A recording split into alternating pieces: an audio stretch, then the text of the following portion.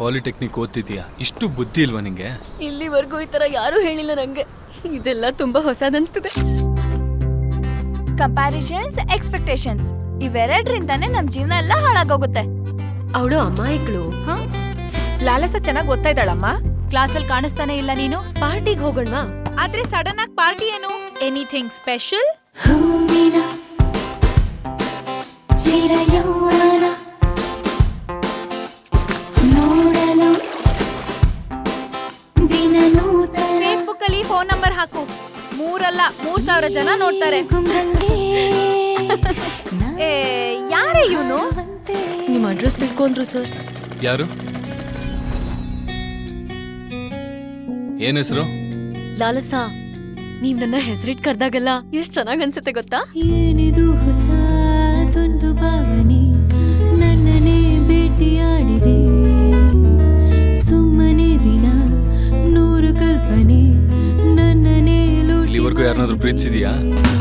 ಅಂತೂ ಇಂತೂ ಪ್ರೀತಿ ಸೋನೆ ನಿಂತು ಹಾಡಿದಂತೆ ರಾಗ.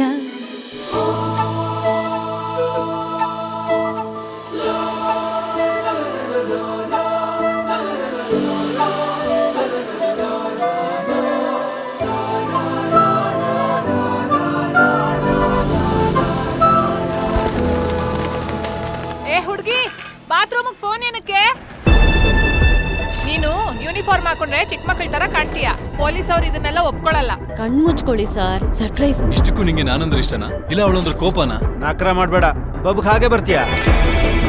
ಲೇ, ಪೆಟ್ರೋಲ್ ಹಾಕ್ಸಿದ್ಯಾ? 100 ರೂಪಾಯಿ ದುಡ್ಡಿಲ್ವಾ ನಿನ್ನ ಹತ್ರ? ಹುಡುಗಿಗಾದ್ರೆ 1000 ರೂಪಾಯಿ ಖರ್ಚು ಮಾಡ್ತೀಯಾ? ಲವ್ ಅಲ್ಲಿ ಬಿದ್ದಿರೋ ಪ್ರತಿಯೊಬ್ಬನು ಕಿಂಗ್ ಅಂತಾನೆ ಅನ್ಕೊಂಡಿರ್ತಾನೆ.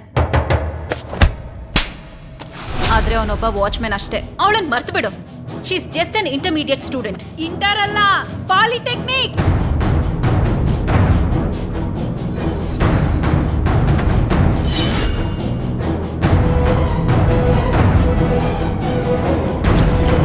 ನಿಂಗೆ ಆಟ ಆಡೋಳ್ ತರ ಕಾಣಿಸ್ತಾ ಇದೀನಾ?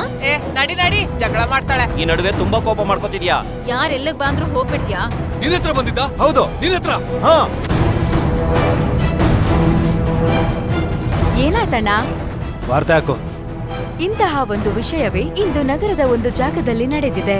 ಹಾಡು ಹಗಲೇ 16 ವರ್ಷದ ಹುಡುಗಿಯನ್ನು ಇಬ್ಬರು ಅಪರಿಚಿತರು ಘೋರವಾಗಿ ಹಲ್ಲೆ ಮಾಡಿದ್ದಾರೆ.